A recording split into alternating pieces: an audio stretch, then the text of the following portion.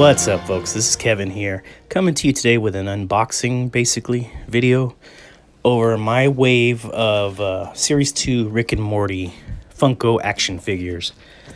I actually picked them all up at one time the day they came out. Shout out to my buddy David for letting me know that they were out in GameStops. So I really love Rick and Morty. I'm a big fan. And this Series 2 I couldn't wait to get, especially for the Scary Terry figure. But I do like all the figures, though. So let's go ahead and open them up. So without further ado, we'll start from my least to favorite figures, which I do love them all, but Summer is going to be the first one I open.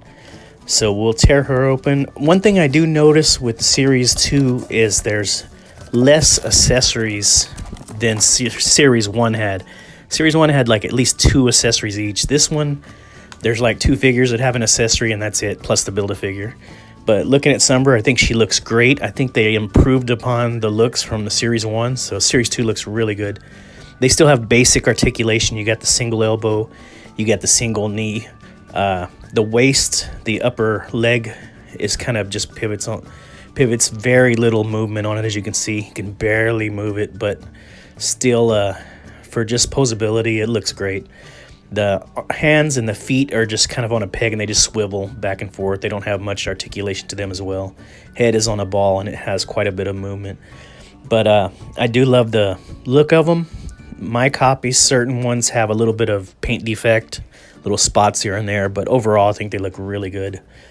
So Summer looks great. She comes with the hat that you saw in one. It was a series where she was like they were worshiping the big head in the sky.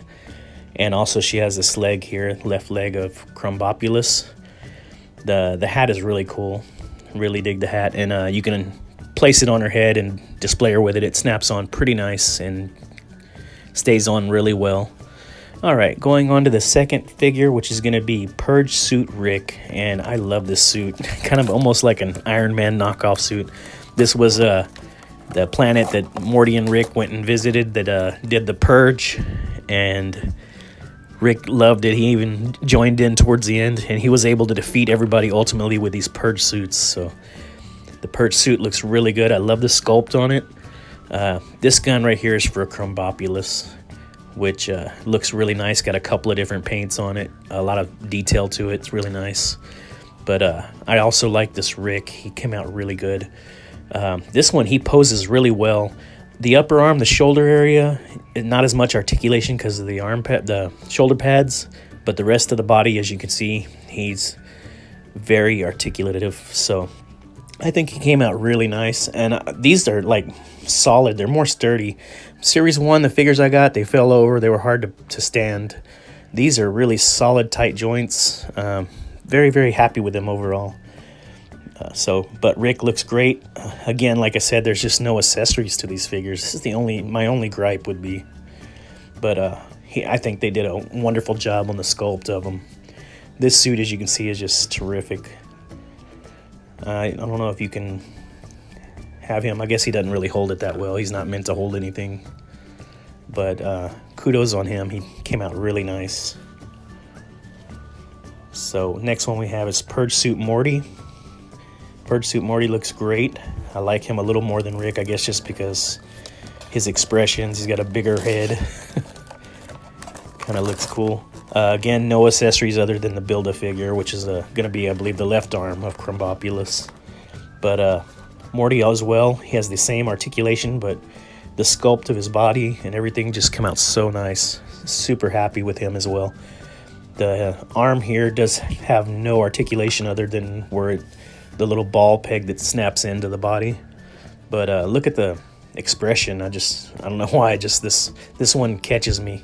I really like it. They did really well on him. And again, the same articulation as the rest. None of them have changed any. So, but they do pose and display really well for what they are. Next up is going to be Squanchy, which I really love this character. We need a Squanchy. We haven't received one yet other than the vinyl minis. This one actually does come with an accessory. It has like a little wine bottle, because I guess Squanchy's like an alcoholic. And he comes with the main body, torso, and head of Krombopulos. So this one's going to be an important one for everybody to pick up. And Squanchy just looks amazing. Here's Krombopulos' head. They did really well sculpting him. He's a very simple looking alien. His outfit's great. It almost has like a Captain America look to him. But in the back, it's awesome. He has the tubes, I guess, in which I don't know what they do actually. He's an interesting character. He came out on one episode where he's the discreet assassin. And he's hilarious. He said he'll kill anybody, anytime. He don't have any problems, any ethical codes with it.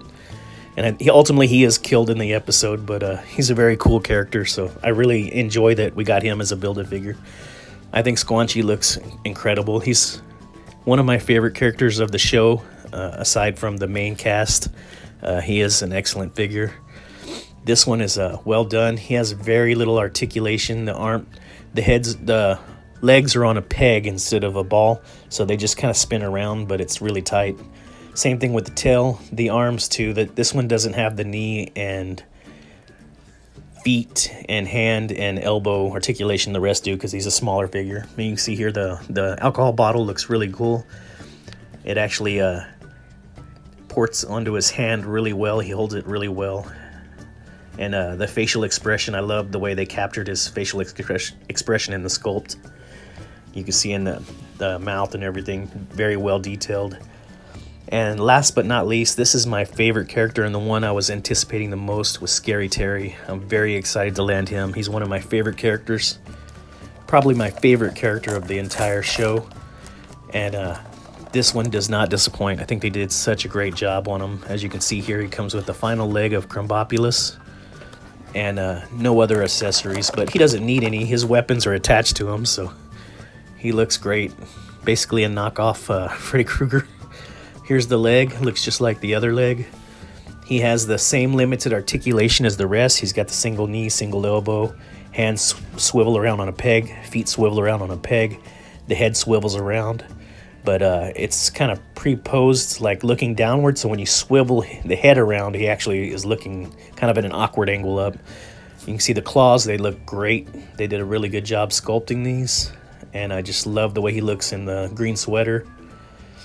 And again, his joints are all nice and tight, and he stands really well, so he's going to look really good in my collection. I do need to replace my poopy butthole because I broke him doing some custom work on my Tiny Rick, but eventually I'm going to have him replace him and then have them all displayed together.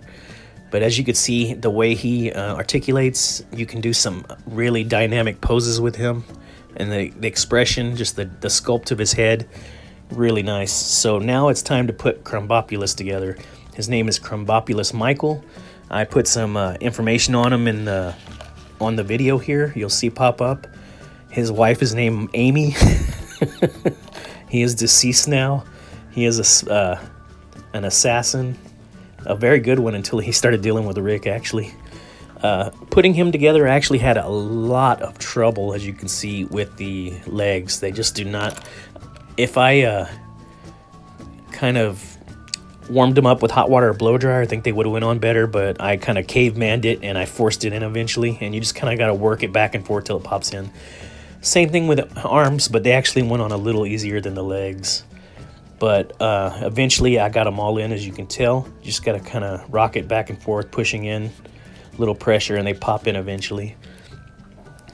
He has very limited articulation for being a bigger character. The head is on a ball, but it's limited because of the hoses attached to the back. The arms are also on a ball, but they have limited movement up and down. They just kind of spin around. Same thing with the legs. But even though his legs are narrow and together, as you can see when it's complete, he stands well because he has the big feet, and they create a huge base for him. So he looks really good. I'm very pleased with him being a Build-A-Figure, like I said. I think he looks amazing. Love him in the cartoon. Love the cartoon. So, of course, these figures are exactly the stuff that I like to collect. I love his ray gun. I think he came out really well. So, hats off to Funko for Series 2. I think they did improve upon what first Series 1 came out as. Let's go ahead and give him a little spin-a-roo. And then we're going to put him up against the rest of the figures in the wave, which there's 5 and then 6 with the Build-A-Figure. Here they are all together. Really enjoy them all. I think they look amazing. I'm very excited to own them now and put them in my collection. So I will do a full Rick and Morty collection eventually, because I have all the McFarlane builds and I have all these, and I'm getting the vinyls. But this is going to be Kevin, aka the Tattooed Toy Hunter, reminding you never give up that hunt, guys. And y'all take care. God bless. Peace.